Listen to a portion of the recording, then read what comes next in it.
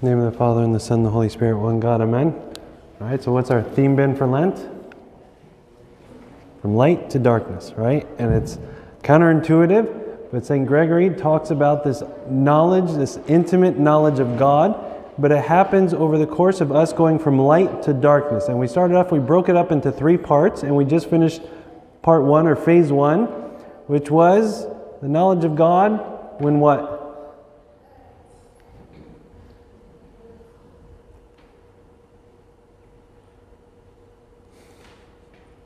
When we turn from our sinful passions, right, towards God. Right? That's the beginning, right? And there's light in that. We see it, right? It's actually visible. We see our sinful tendencies, we see our actions, we see our behaviors, and we can identify them. It's easy. It happens in the light, right? It's very tangible for us. So we need to turn from that. That's phase 1, all right? When we turn from that, then we turn towards the image of God that is inside of us.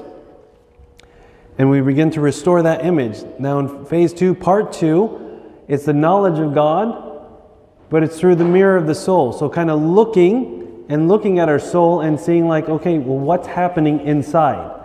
And that's what we're going to cover over the next 2 weeks when we talk about the prodigal son today and the Samaritan woman. 2 characters who looked and turned inside to really understand like what was happening with them, right? Because their desires and their passions led them in a certain direction. And in the last phase or last part of our journey, we're going to look at the knowledge of God in the midst of darkness, right? And it's yet an even deeper journey into our knowledge and understanding of God. So we did phase 1, phase 2, and we're starting phase 2 today, right? And a big part of phase 2, or part 2, which is the knowledge of God through the mirror of the soul, is that it's largely centered around this battle to know thyself, right? To know thyself, to really know who we are as individuals. And this is an ongoing battle. This is a lifelong journey for us, that we will continue to battle to understand who we are and how we function, how we think, and all our feelings. This is a lifelong battle, right? That we must know thyself. And so we're going to jump into our story for today, which is the prodigal son, which many of us are familiar with, but we'll kind of walk through it, parts of it. But I want you to have this idea of knowing thyself as we look at the prodigal son, right? So we look, Luke chapter 15, we'll pick it up verse 12, where it says, "And the younger of them said to his father, 'Give me the portion of goods that falls to me.' So he divided to them his livelihood. And not many days after, the younger son gathered all, journeyed to a far country, and there wasted his possessions with prodigal living." So the son, living at home, had all these provisions, right? Had all these provisions. Had food, mom did the laundry, it was great, okay? But yet, he was drawn outward. And the question is, what drew him outward? When he had everything at home, he had food, water, shelter, family, yet there was something that still drew him out. And that's the question that we need to wrestle with. Because that's the question that helps us really understand, know thyself. So if you're putting yourself in the prodigal son, or as we kind of analyze the story together, why did he want to leave? What happened? What was going on inside of him?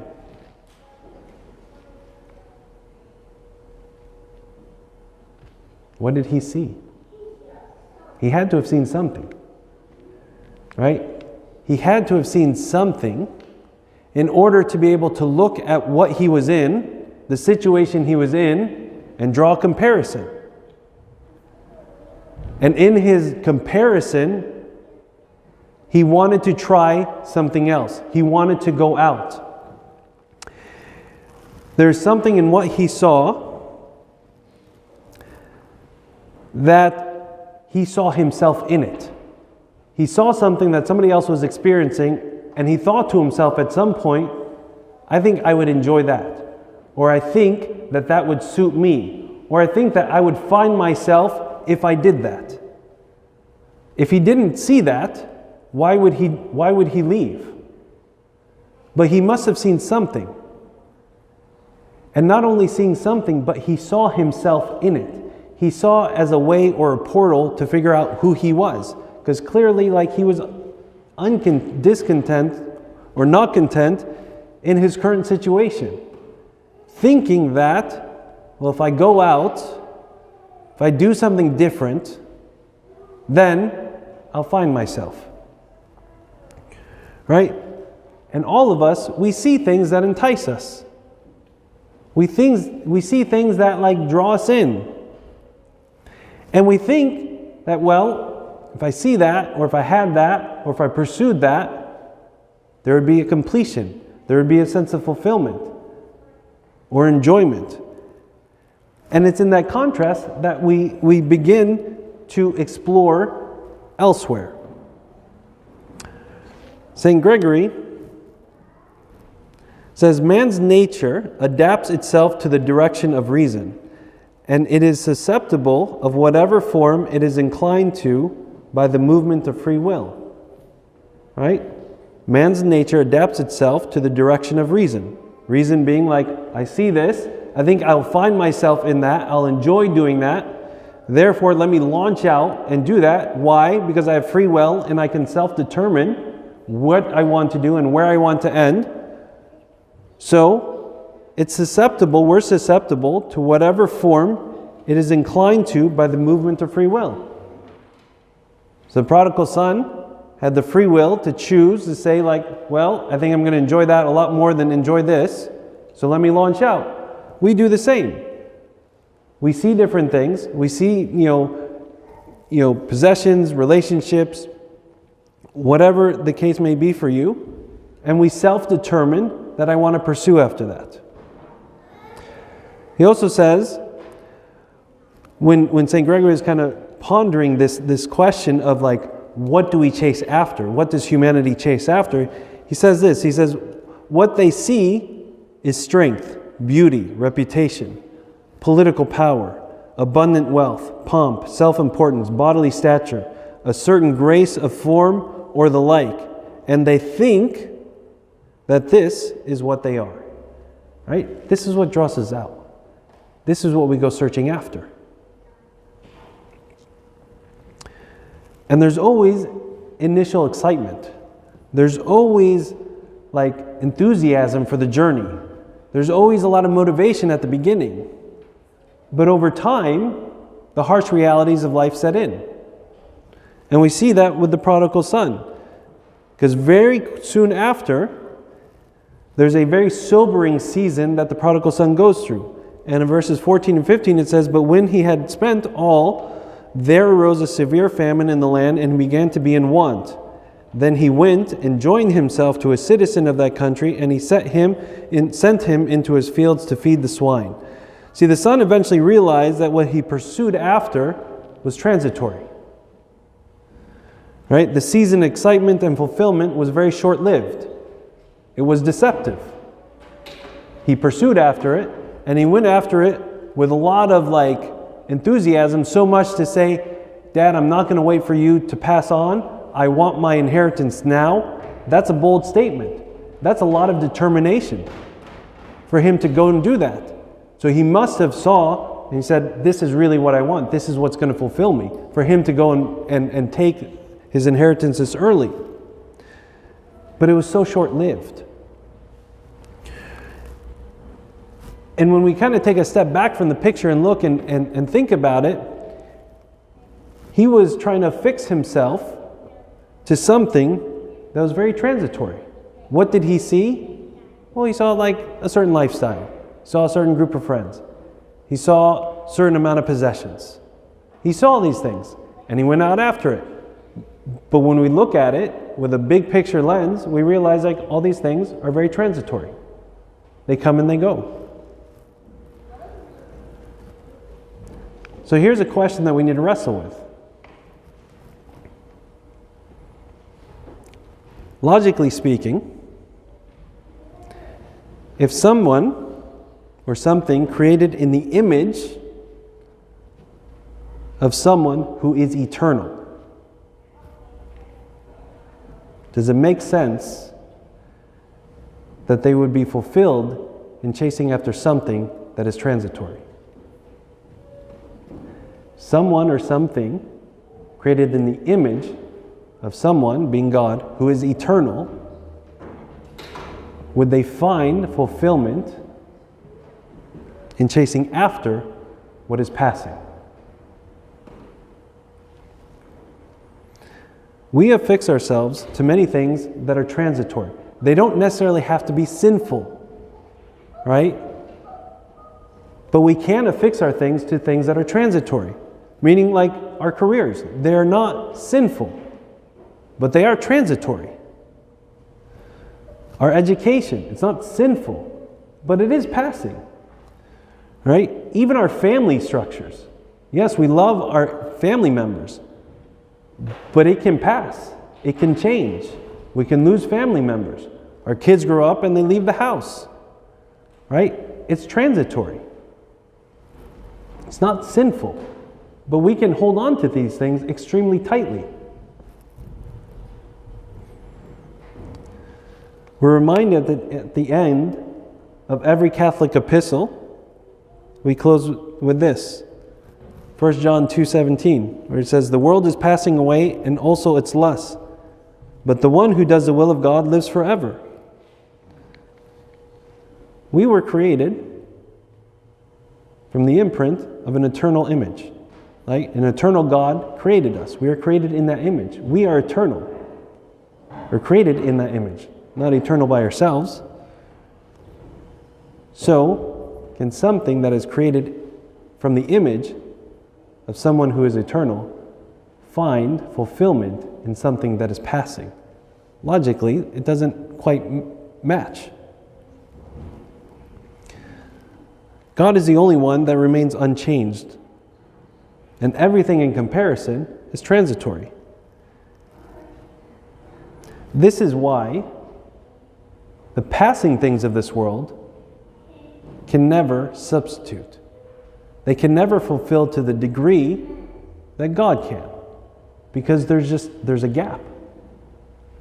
And when we think about how we were created and in whose image we were created, it kind of leaves us with one choice, one logical choice. We can make many emotional choices, but there's really one logical choice: to pursue after the only one who is eternal, in whose image I was created.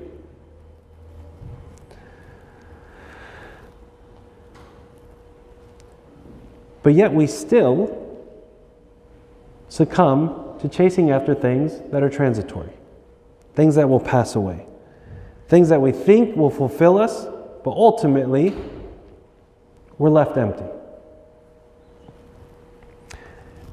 And while we pursue after those things, there is a risk. Okay? There is a risk. And St. Gregory Capellet talks about this risk. He says, "Hence it must follow that he who separates himself from what is stable will be carried along by that which is in flux." Right? Stable being God, and flux being the things that are the transitory things of this world. Right? And in abandoning what is stable for which is passing, he will lose both. For while he gives up the one, he is unable to keep us with the other. Right? So if we continue to pursue after things that ultimately won't fulfill us, it could be a career, our finances, relationships, certain status, possessions, different things that really lure us in, thinking that we will find ourselves in. If we continue to pursue them, not only will we never obtain them, because why? They're always in flux, and it's a never-ending rat race. But at the same time, we leave the home, and we run the risk of losing the home. Not because the home won't exist, but because we run off too far. Our hope is that we realize sooner rather than later, like the prodigal son, who we ultimately are, who we really are. Because in this pivotal point in the story, it talks about the prodigal son coming to himself. And what he ultimately realized, even though he didn't want to sees it, what he ultimately realized is there was an irrevocable nature of his rightful place as a son. Because what was he saying in his mind? As he said in Scripture, he said he came to himself. Father's servants, they got food, to spare, right? They got home, they got shelter, they have all these things. If I could just be like a servant, that would be great. Even though he knew he was a son, but he thought he lost his status as a son. So what was he satisfied with? A servant. So in his humble return to the Father, he tried to change what was unchangeable. He tried to change what was unchangeable. Verse 21, when he finally meets the Father, and he says, "And the Son said to him, Father, I have sinned against heaven and in your sight, and I am no longer worthy to be called your son." He tried to change what could never be changed. It's an irrevocable status. We can, in our own families, we cannot like certain members in our family and want to distance them as much as possible. But the fact remains, they're family. We cannot, as much as we say, I disown you, they're still family. It's an irrevocable status. It's part of the nature of the relationship. True here and true with respect to our relationship with God. It's an irrevocable status. And his Father would have none of it. None of this talk about being a servant. His Father couldn't treat him any other way. He was a son, and he will always be a son, and he will always treat him as a son.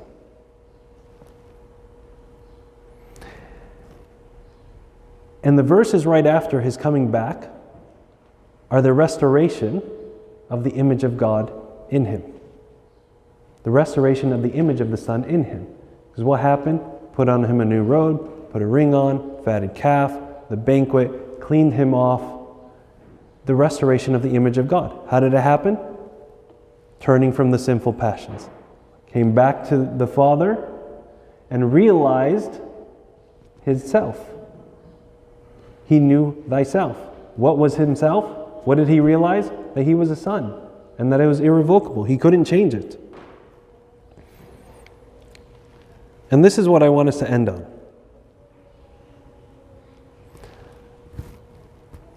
St. Gregory says, our greatest protection is self-knowledge, and to avoid the delusion that we are seeing ourselves when we are in reality looking at something else. This is what happens to those who do not scrutinize themselves. So what he's saying here is our greatest protection is self-knowledge. What would have saved the son this headache of going out? If he truly knew who he was. If he truly knew his sonship and everything that came with that sonship. It would have saved him from the headache. It would have saved him from the embarrassment. It would have saved him from all this hurt. But he didn't understand who he was. So he went out searching for things that he thought would fulfill him, but ultimately would not. And so, he was in a delusion, as St. Gregory was saying. He thought he saw himself, and he thought there was a reality to it. But when he went to go taste it, he realized it wasn't real. It was a delusion that brought him out. It was a delusion that made him chase after this. And only when he came to himself and came back, and the Father helped him complete the picture and saying, no, you can't be my servant. It's impossible for you to be my servant. You can only be my son, and you can only remain my son or daughter.